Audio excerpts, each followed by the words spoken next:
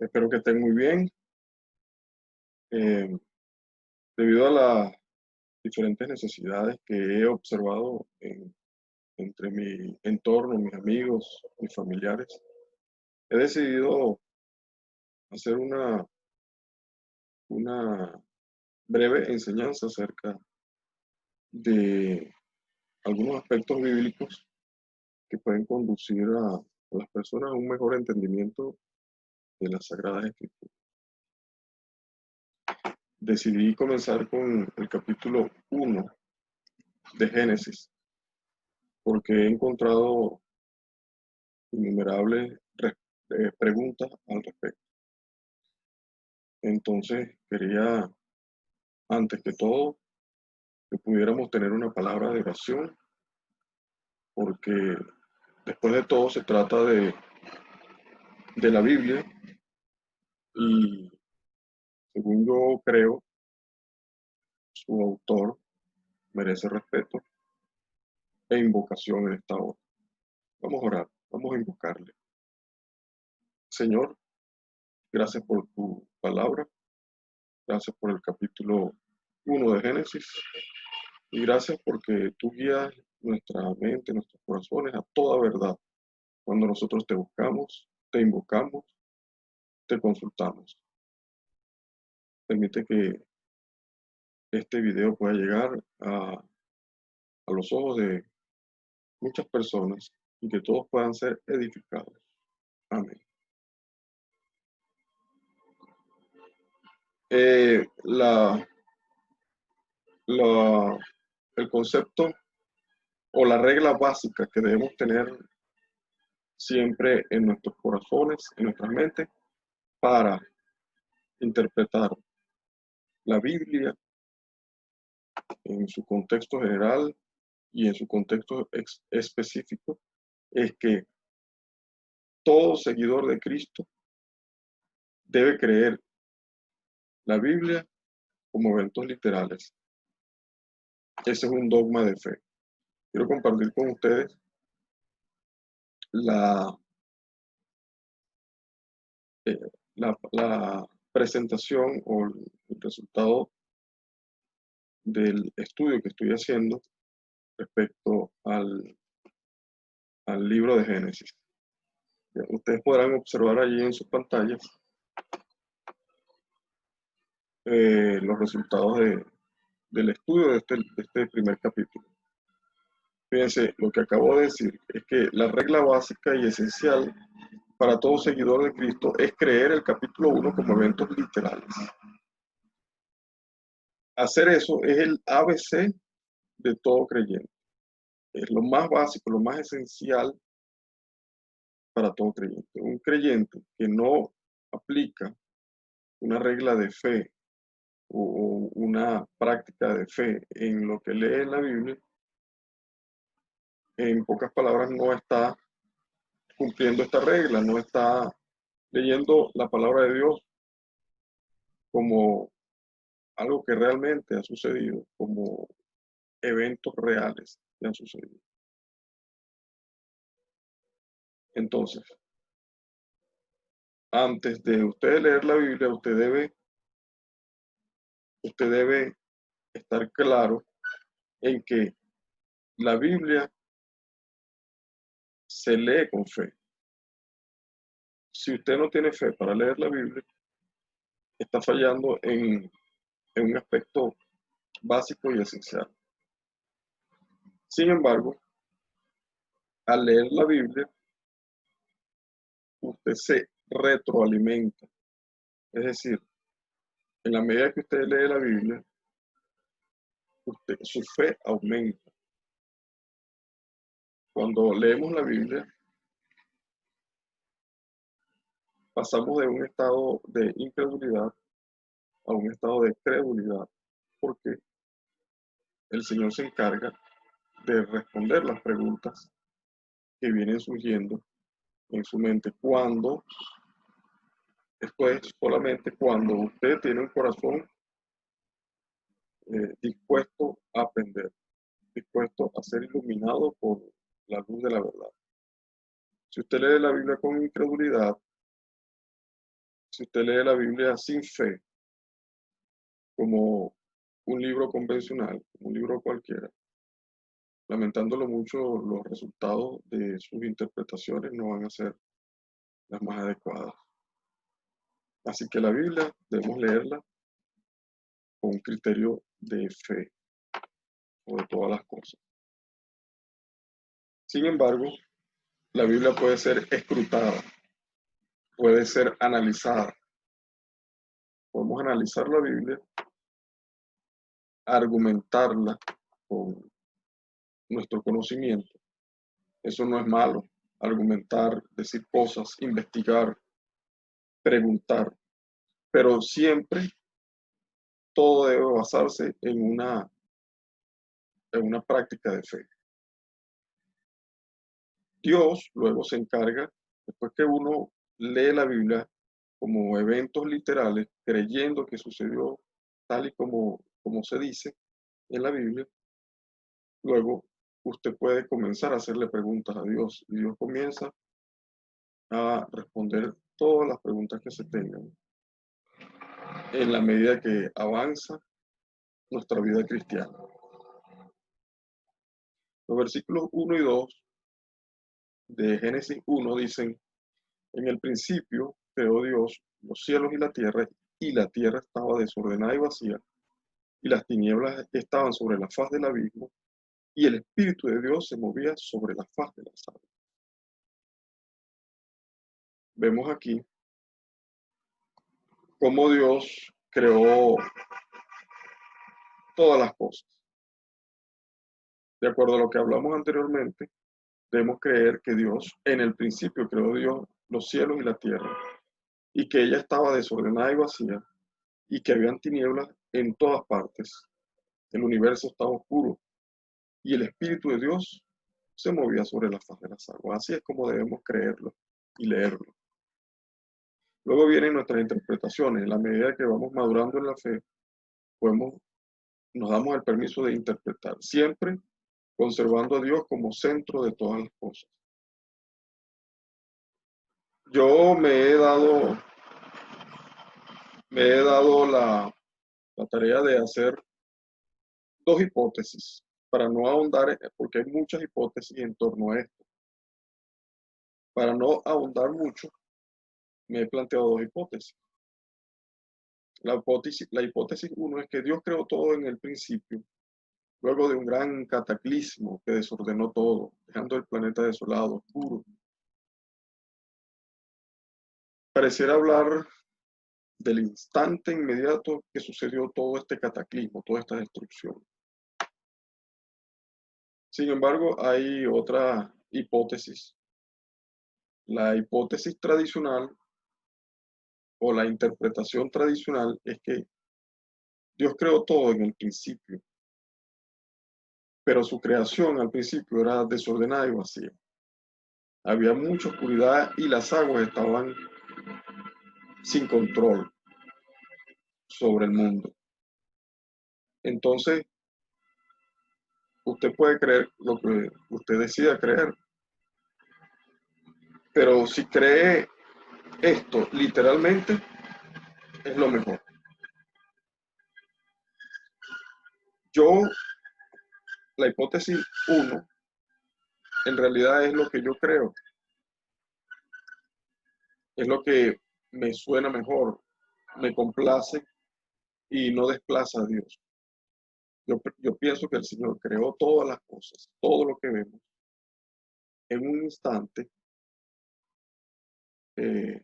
los planetas, el universo entero, y luego se dio un desarrollo de la vida dentro del planeta.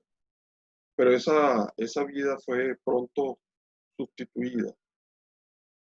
Se destruyó el mundo por medio de un cataclismo y quedó todo desordenado y vacío. Después de esa destrucción, reverdeció la vida de nuevo. Y ese reverdecer es lo que se explica en Génesis 1. A partir del versículo 3 en adelante, comienza el reverdecer de una nueva vida en el planeta. Los descubrimientos, los estudios científicos lo indican. La vida se ha renovado varias veces por medio de cataclismos sobre el planeta. Y esto eh, se ha repetido muchas veces y volverá a suceder. Pero la siguiente vez que suceda, Dios ha preparado un plan de salvación para la humanidad. Y ese plan eh, es valedero para aquellos quienes lo aceptan. Y ese plan se fundamenta en Cristo. Cristo es el arca de salvación.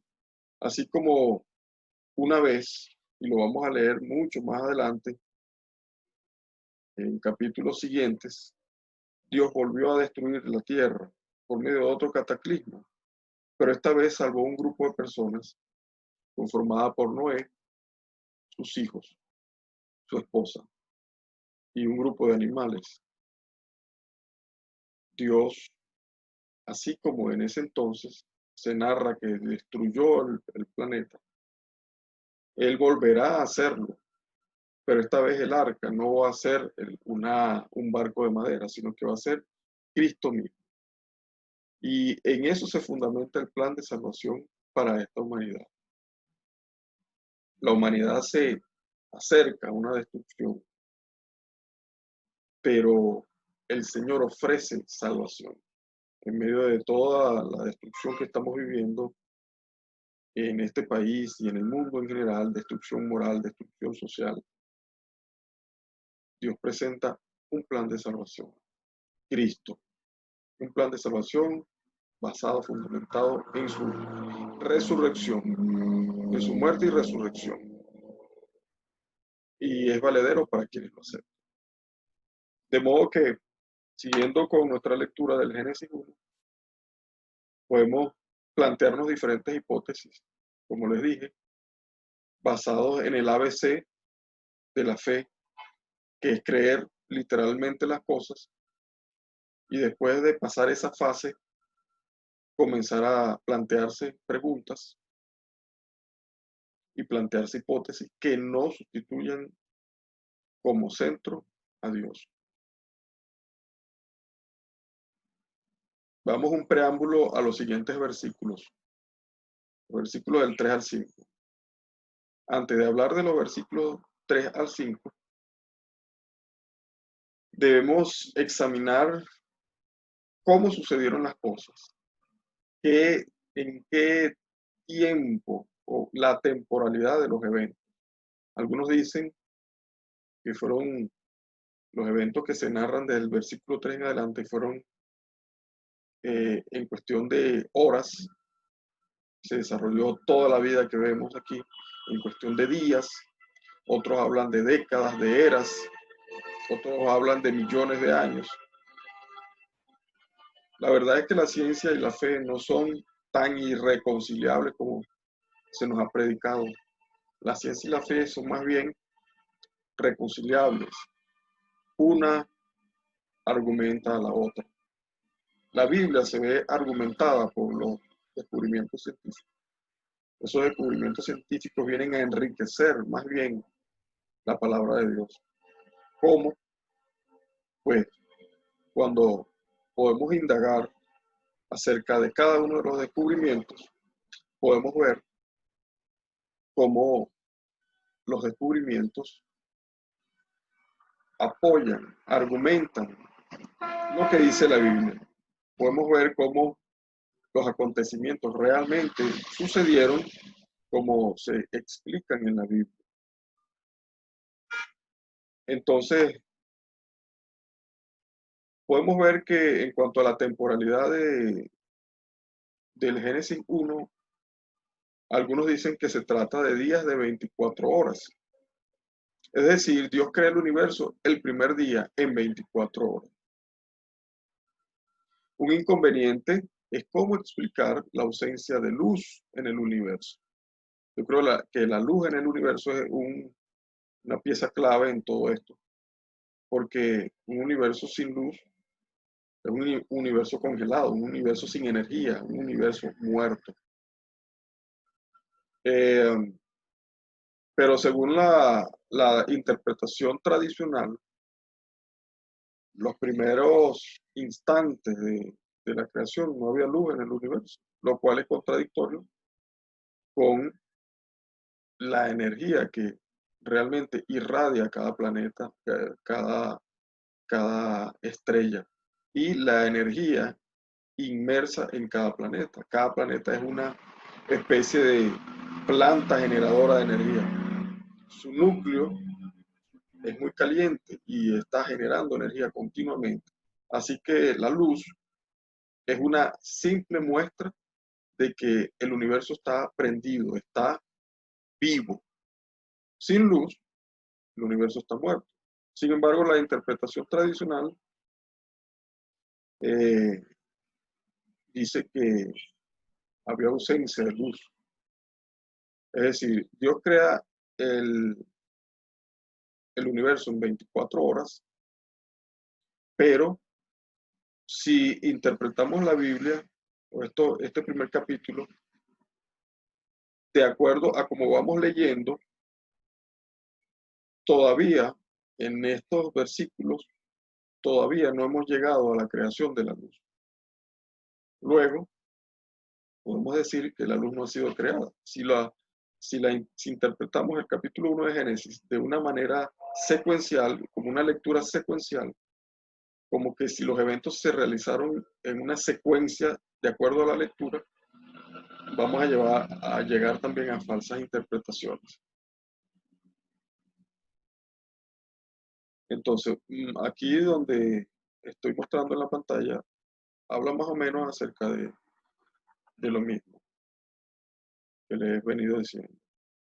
Otro inconveniente, se trata de explicar cómo Dios quien creó el fundamento legal y normativo del universo, puede violentar su propia ley instantes después de haberla implantado para conducir el proceso de creación. Un ejemplo sencillo. ¿Cómo Dios puede violentar la ley que indica el periodo de gestación de un árbol centenario cuando la vida o la gestación, el desarrollo normal de un árbol centenario es de 100 años? ¿Cómo Dios puede crearlo en segundos? Es contradictorio que Dios, después de haber creado una ley tan perfecta, vaya a violentarla él mismo instantes después de haberla creado. Pero como ustedes verán en la conclusión, cuando vean la conclusión se van a dar cuenta que Dios, que conoce todas las cosas, Él puede hacer como quiera porque Él conoce más cosas que las que nosotros conocemos. Y nosotros podemos explicar los eventos de acuerdo a nuestra pobre noción de las cosas, a nuestra pobre noción, de acuerdo a nuestro pobre conocimiento. Pero Dios, que conoce todo, tiene una mejor explicación de los eventos. En realidad, el dogma de fe de creer que Dios hizo el mundo, el universo en 24 horas, es correcto, porque Dios conoce cómo hacer las cosas. Entonces, no está mal creer que lo hizo en 24 horas, pero tampoco está mal contrastar la literalidad de la lectura con los conocimientos actuales, con los avances de la ciencia. Entonces, Dios, quien conoce todas las cosas, tiene el entendimiento, eh, puede hacer las cosas sin violentar su ley. Cristo mismo no violentó la ley que Dios dio a Moisés. Vean, cuando tengan tiempo, lean Mateo 5:17, donde el Señor Jesucristo dijo, Él vino a la tierra a cumplir la ley. Otra interpretación es que se trata de días como eras. Hay eras geológicas y algunos en sus falsas interpretaciones han tratado de decir que las eras geológicas corresponden con los días de la creación. Sin embargo, tenemos más eras geológicas que días de la creación. Entonces, no se corresponde. Esta teoría podemos desecharla de inmediatamente. Incluso la teoría anterior, la hipótesis anterior, que se trata de días de 24 horas, es más creíble que esta. Los que tratan de enseñar esta teoría se apoyan en 2 de Pedro 3:8, donde dice que para Dios un día es como 1000 años y 1000 años como un día. Sin embargo, 1000 años, no, las eras tenían millones de años, no 1000 años, sino millones de años. Entonces no es coherente. Ni siquiera nos vamos a detener allí. ¿Cuál es mi teoría o mi interpretación de las cosas? Que los días que se indican en Génesis 1 no son días de creación propiamente, sino más bien días de revelación. Dios, al autor del Génesis, cada día de la semana estuvo revelándole cosas acerca de cómo él hizo el universo. El primer día le reveló cómo hizo los planetas, el universo entero. El segundo día le reveló otra cosa que vamos a ver más adelante. Yo pienso que esto es más creíble, siendo que todo lo demás no, personalmente no me concuerda. Yo creo que el Señor estuvo 7 días tratando con el escritor del Génesis, diciéndole cómo hizo todas las cosas. Y en cada día de la semana él iba revelándole algo distinto. Y esta persona, al concluir su escritura de lo que veía, decía, y fue la mañana y la tarde el primer día, lo cual no está asociado al hecho de la creación, sino más bien asociado al día de revelación. Tenemos dos aplicaciones para la Biblia. No puede leerse simplemente como aspectos teóricos, sino que también debe haber alguna aplicación en nuestra lectura de la Biblia, porque la Biblia tiene aplicación en todos los ámbitos de la vida. Entonces, es vacío leer la Biblia solo por leerla, solo por conocimiento, si no la aplicamos a nuestra vida. La Biblia debe ser aplicable a nuestras vidas. Entonces, ¿qué podemos desprender? Aplicación número 1. En todo caso, se pierde mucho tiempo pensando y teorizando acerca de la temporalidad de los eventos, perdiéndose de vista el propio proceso maravilloso de la creación. Pensamos mucho en cuántos días fue, cómo fue, si son días literales o no, pero nos perdemos de vista de que es Dios quien está creando. Nos olvidamos de Dios, lo echamos a un lado por ponernos a teorizar, y eso es peligroso. Estudiar la temporalidad suele restarle importancia y veracidad a la creación misma. Estos eventos deben creerse con literalidad como dogma de fe, como ya lo dije anteriormente. La aplicación 2 es que Dios puede convertir cualquier vacío, caos, oscuridad y desorden en un sistema de vida ordenada, llena, con propósito, con luz, con ley. Dios transforma vidas y da esperanza. Es decir, Dios tomó un sistema en caos, oscuro, y lo convirtió en algo vivo, próspero, que reverdeció. Así es Dios. Dios transforma nuestras vidas. Yo creo que esta es la enseñanza principal del Génesis 1. Dios transforma nuestras vidas. Si tenemos una vida destruida, oscura, sin luz, sin propósito, Dios puede transformar eso y hacerlo, porque ya lo ha hecho innumerables veces. En mi propia vida lo he hecho y lo puede hacer en la vida de usted. Seguimos a los versículos 3 al 5. Y dijo Dios, sea la luz, y fue la luz. Y vio Dios que la luz era buena, y separó Dios la luz de las tinieblas. Y llamó Dios a la luz día, y a las tinieblas llamó noche. Y fue la tarde y la mañana un día. Para poder interpretar el Génesis 1, debemos imaginarnos al escritor posicionado dentro del planeta, dentro de su atmósfera, posicionado en la superficie, observando todo lo que sucedía. Sin embargo, él no podía ver hacia el espacio exterior, él no sabía qué había afuera. Imaginémonoslo dentro de la atmósfera y sobre la superficie terrestre.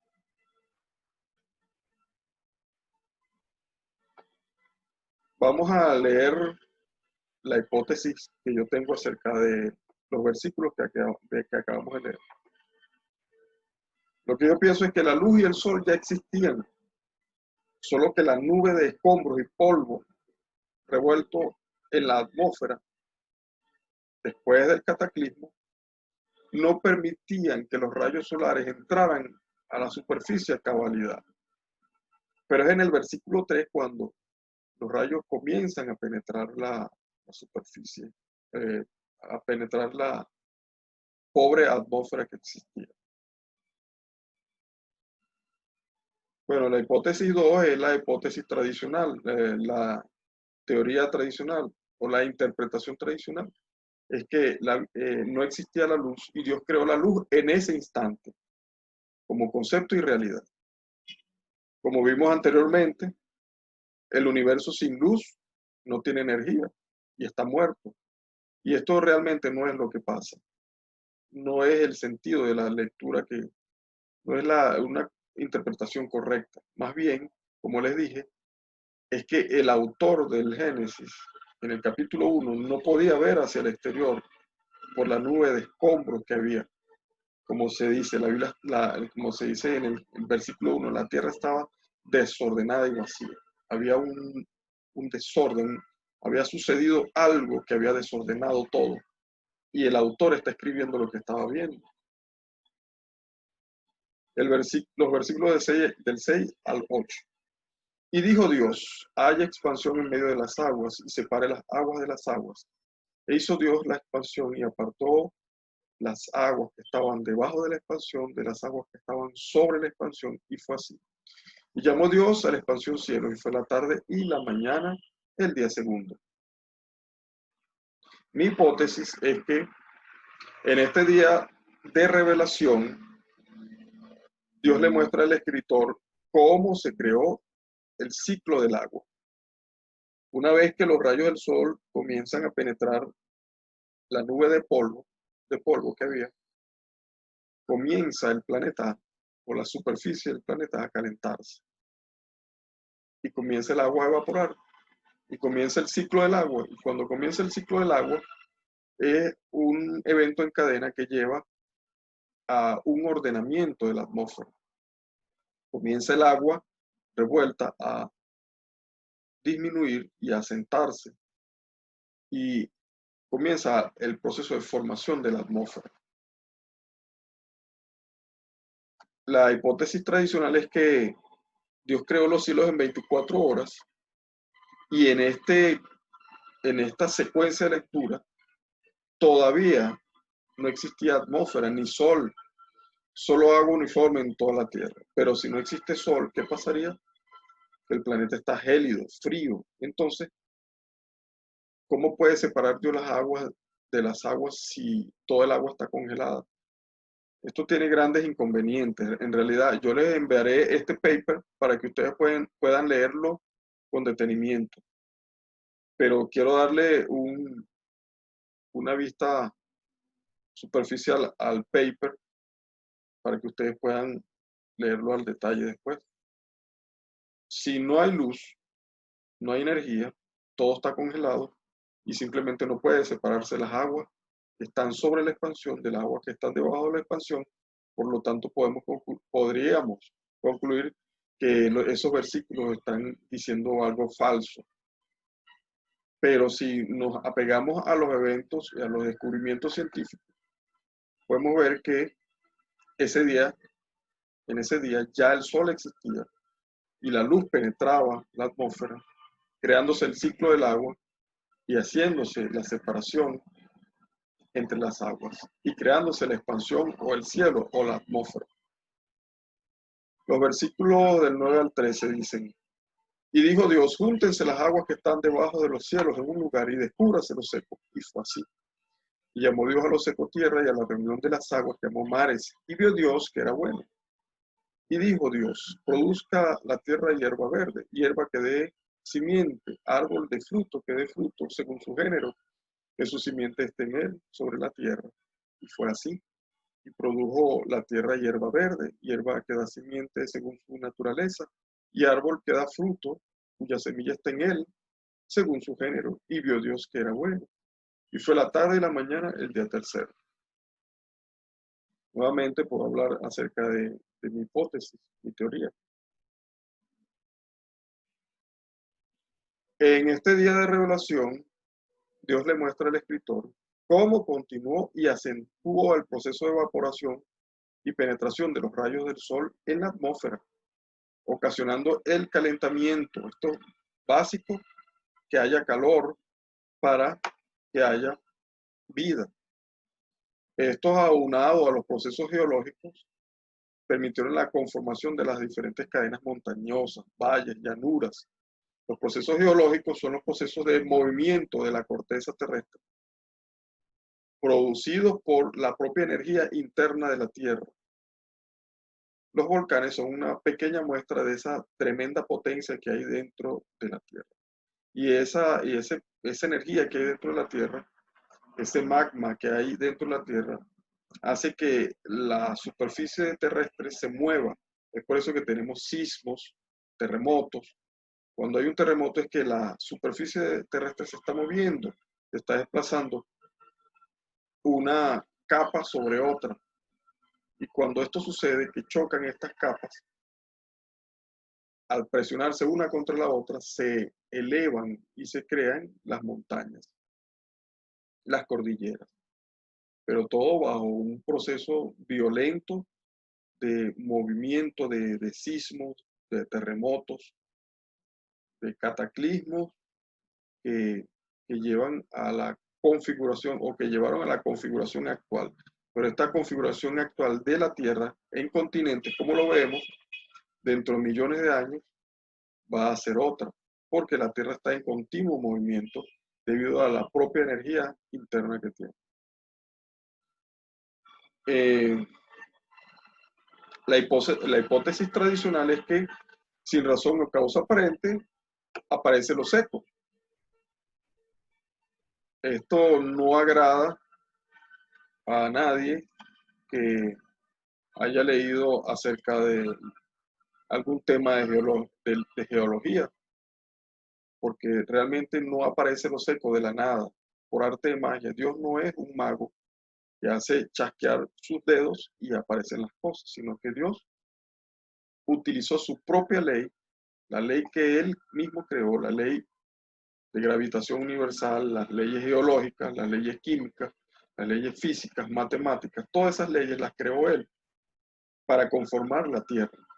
Y Él no violenta esas leyes, Él no le pasa por encima a su propia ley. Así que eso de que aparece lo seco de la nada, sin ninguna razón aparente, se forma tierra y montañas, eso no tiene ninguna credibilidad. Simplemente un acto de fe ciega podría llevarlo a usted a concluir eso.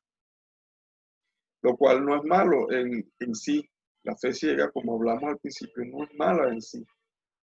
Pero el problema es cuando usted se mantiene en una fe ciega, cuando Dios le está mostrando diferentes argumentos para que usted crezca en la fe. Permanecer en la fe ciega es peligroso.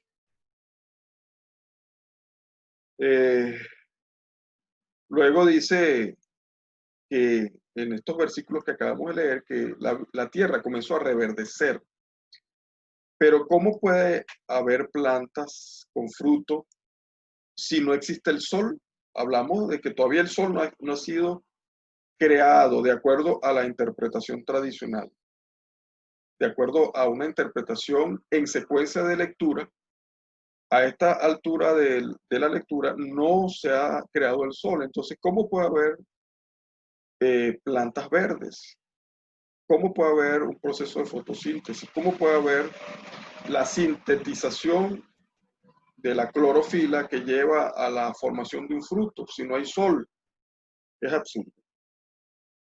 Sin embargo, como le digo, no puedo criticar el acto de fe, pero sí puedo criticar permanecer en una fe ciega, habiendo tantos argumentos que, que explican y validan al Génesis 1. Tomemos los avances científicos no a conveniencia, sino que tomémoslos con humildad y aceptemos que hay un proceso de creación en la propia evolución del universo y del planeta Tierra. Aceptémoslo con humildad, porque fue así. Las teorías científicas no contrarrestan la veracidad de la Biblia, todo lo contrario, la argumentan.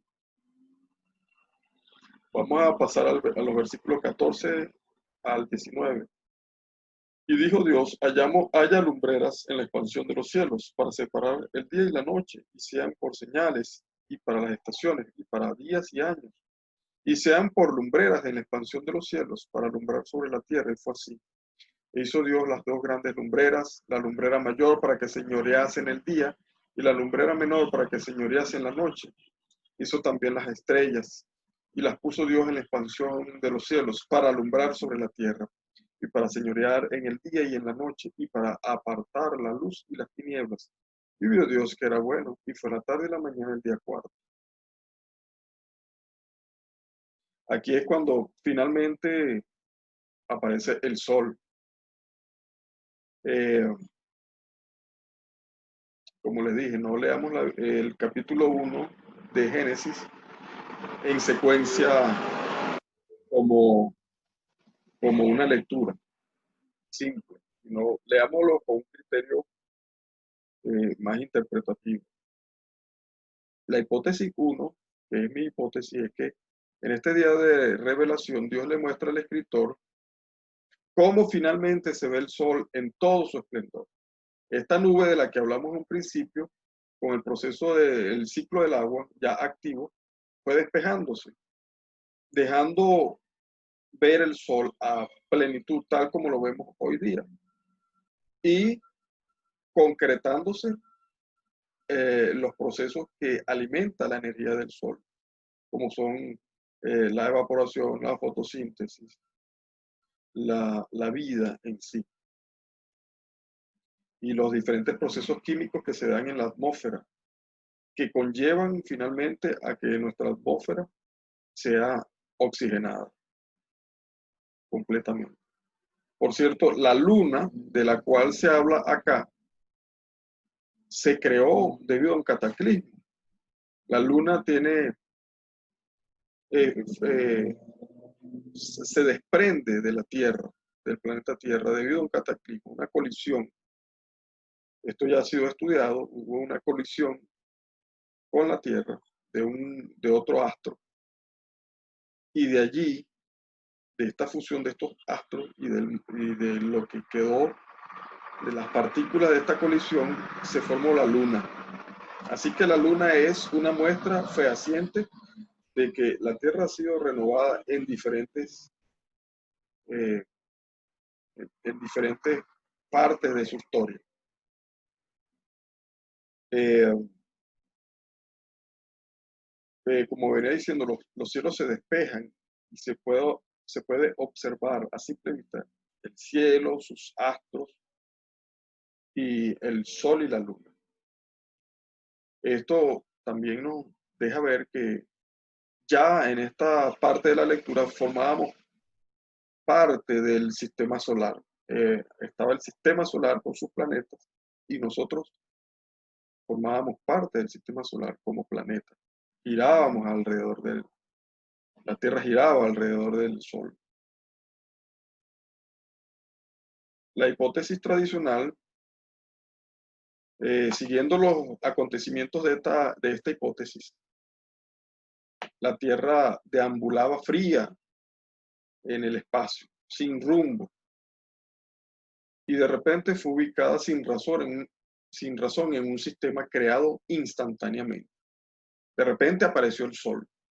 Instantáneamente apareció el Sol y la Tierra fue insertada en ese sistema, lo cual hace ver a un Dios como una especie de mago de la lámpara. Hace aparecer un Sol y con su mano lleva a la Tierra y la ubica en la tercera órbita de ese Sol. Eh, Así que el inconveniente fundamental de esta teoría es cómo se puede crear primero la Tierra y luego crear el vecindario de la Tierra sin violentar las leyes establecidas por el Dios mismo.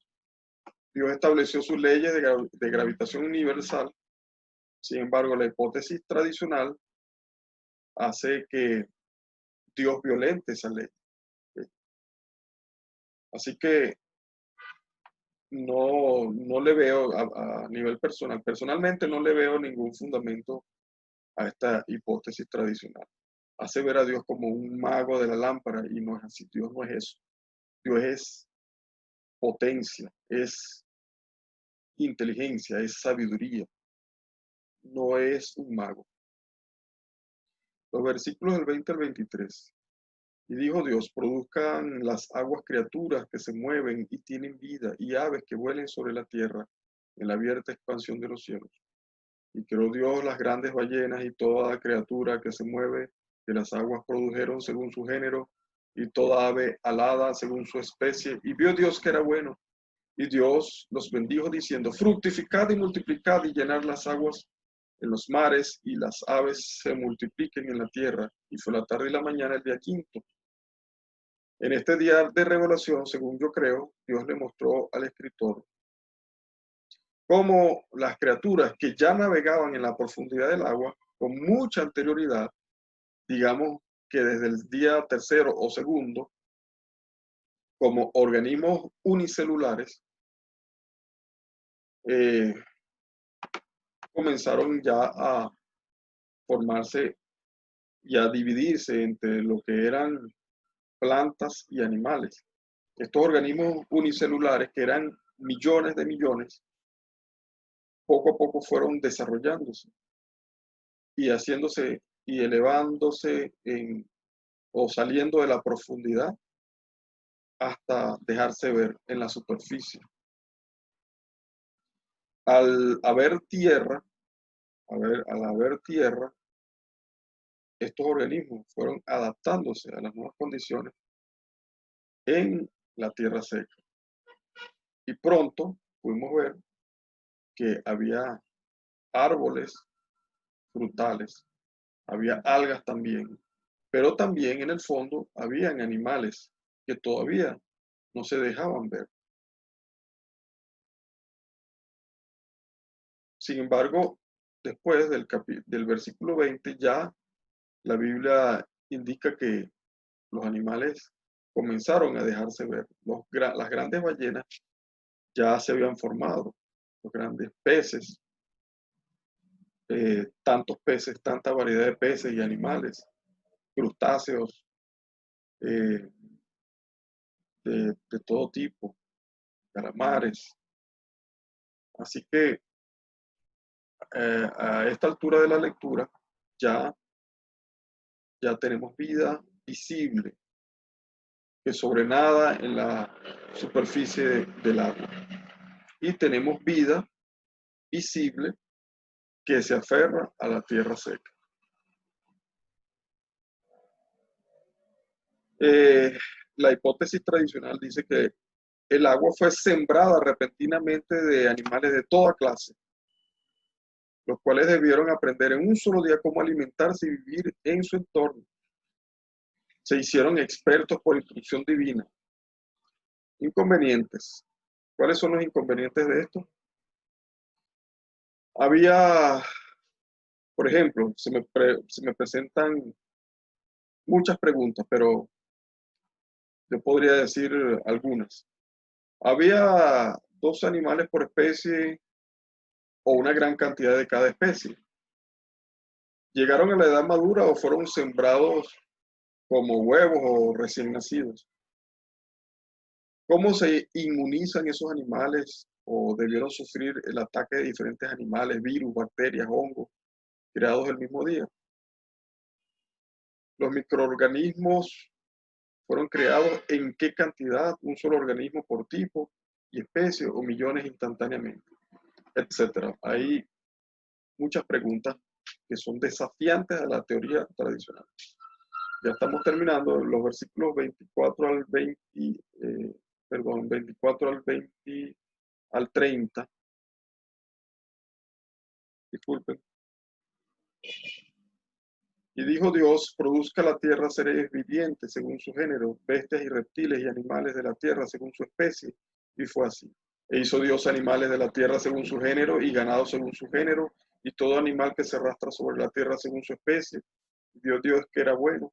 Y dijo Dios, hagamos al hombre a nuestra imagen conforme a nuestra semejanza. Y señoré en los peces del mar y en las aves de los cielos y en las bestias y en toda la tierra y en todo reptil que se arrastra sobre la tierra.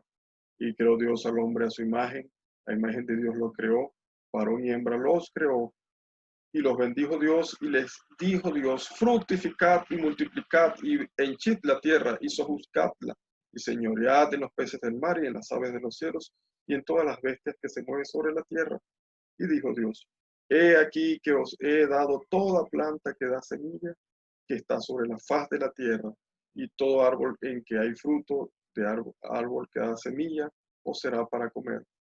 Y os he dado a toda bestia de la tierra, y a todas las aves de los cielos, y a todo lo que se mueve sobre la tierra, en que hay vida, toda planta verde os será para comer. Y fue así.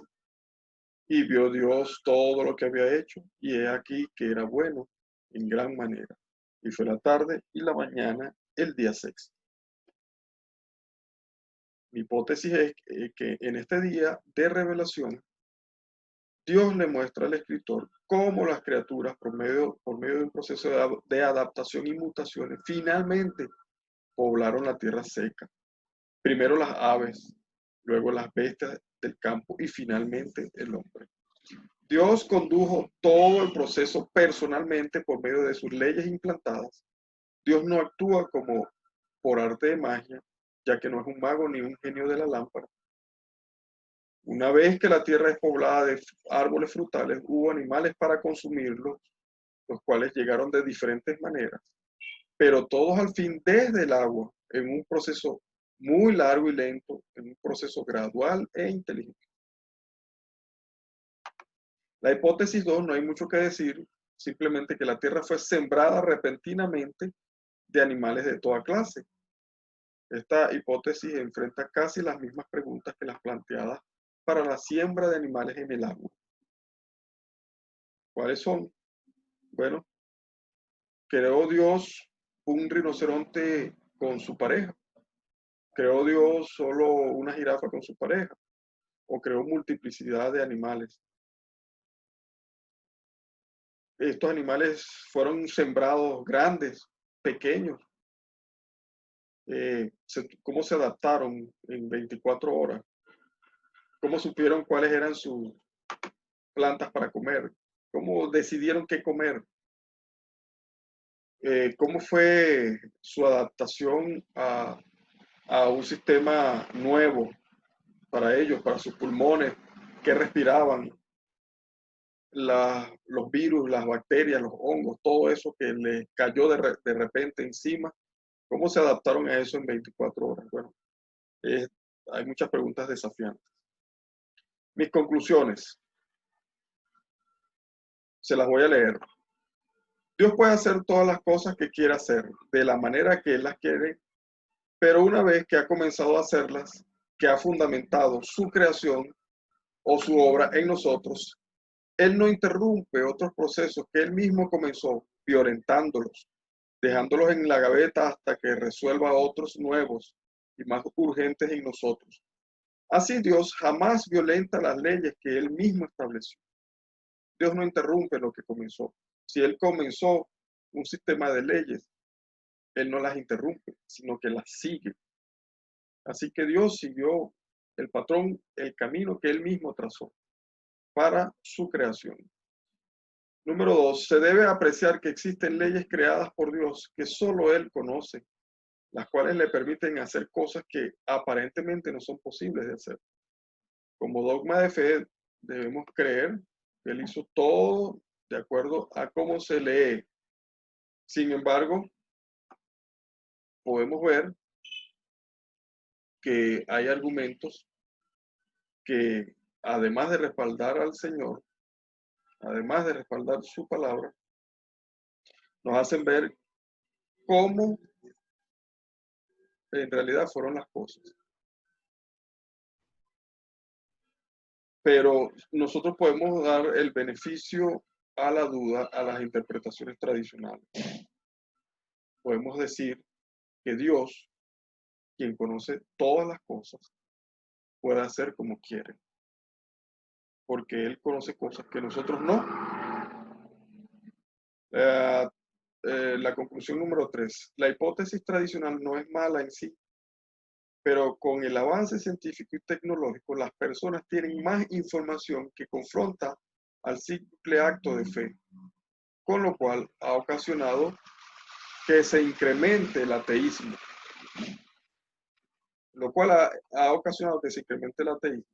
Claro,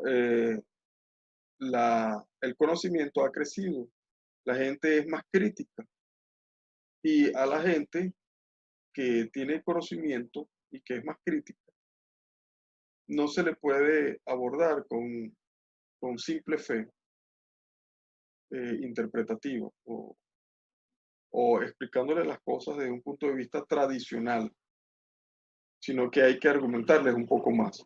En todo caso, el Espíritu Santo se encarga de convencer. Y allí está la labor evangelística de cada uno de los que creen en Cristo. Nosotros estamos llamados a sembrar la Biblia, a sembrar la palabra de Dios en los corazones. Si las personas no creen, nosotros no podemos tratar de convencerlos. De eso se encarga Cristo, se encarga su Espíritu. Sin embargo, nosotros debemos y estamos llamados a explicar las cosas de la mejor manera y empleando las herramientas que Dios nos ha dado actualmente. Dios ha revelado sus secretos y nosotros estamos llamados a confrontar a la humanidad con esos secretos, esas revelaciones. Ese conocimiento debe redundar en argumentación de la propia palabra y debe redundar en una siembra de la palabra de Dios en los corazones de una manera inteligente. La conclusión número 4. La pobre praxis de la fe hace que la semilla no sea sembrada. Es decir, la gente que está llamada a enseñar la Biblia no lo hace por miedos, por falta de conocimiento. Eso crea un ambiente de desinformación en torno a la naturaleza de Cristo y su creación, alimentando el ateísmo. En pocas palabras, los propios creyentes somos responsables directos del ateísmo o escepticismo de la gente. Si nosotros no sembramos la Biblia, la palabra de Dios, con inteligencia y con fe, nosotros somos responsables de que el mundo sea más ateo, porque no estamos alumbrando y cuando uno no alumbra, hay oscuridad. Número 5. Indagar sobre estos aspectos del Génesis tiene dos facetas. Algunos se pierden buscando explicaciones y dejan de lado la fe práctica. Otros se enfocan solo en lo práctico y atribuyen todo a un acto de fe, olvidando el análisis de las cosas de acuerdo a la realidad tangible, medible y observable, sembrando escepticismo. Lo que veníamos diciendo es que si echamos a un lado los avances en el conocimiento, y simplemente explicamos la Biblia en torno o fundamentados en nuestra fe personal, explicándola de la manera tradicional, solamente vamos a crear escepticismo en la gente, porque la gente o el conocimiento general ha crecido. Entonces debemos nosotros como cristianos avanzar en estos conocimientos, adecuándonos a las nuevas épocas, adecuándonos al nuevo conocimiento, aceptándolo e implementándolo, porque al final este nuevo conocimiento argumenta la Biblia y la Biblia es más explicable desde este punto de vista. Número 6. Argumentar el acto de creación con las leyes científicas no aleja al creyente de la fe, tampoco lo enemista con Dios. No es pecado asumir que la mutación, la adaptabilidad, los largos periodos de formación de las especies o los sistemas son una realidad colocada por Dios en la mente de los estudiosos de cada materia. Dios ha revelado sus secretos a los hombres. Y la última conclusión es que Dios toma todo lo desordenado, vacío, oscuro y lo convierte en algo hermoso, productivo, lleno de vida y luz. Entonces, abramos nuestro corazón a Dios, porque Él puede hacer grandes obras en nuestras vidas, transformando todo lo que somos. En Deuteronomio 29:29 dice, las cosas secretas pertenecen a Jehová nuestro Dios, mas las reveladas son para nosotros y para nuestros hijos por siempre. ¿Para qué? Para que cumplamos todas las palabras de esta ley. Dios nos pide que cumplamos la ley. ¿Acaso Él la violenta? Su propia ley la violenta, ¿no? Él no violenta nada de lo que Él ha establecido. Su ley está para que la cumplamos, porque Él la cumple. Él dice, sed santos porque yo soy santo. Es decir, ser perfectos, sed perfectos, porque yo soy perfecto. Busquemos la perfección en Cristo. Busquemos ser mejores. No llegaremos a ser perfectos, pero busquemos ser mejores cada día. Más santos, más puros. Que nuestros pensamientos sean más puros cada día. Llenemos nuestra mente de conocimiento. Apliquemos el conocimiento. Apliquemos la Biblia en nuestras vidas. Y es la única manera en que nuestras vidas pueden ser transformadas. No solo el conocimiento, sino la aplicación de la Sagrada Escritura es la que finalmente termina impactando nuestras vidas y transformando nuestro entorno. Dios le bendiga grandemente.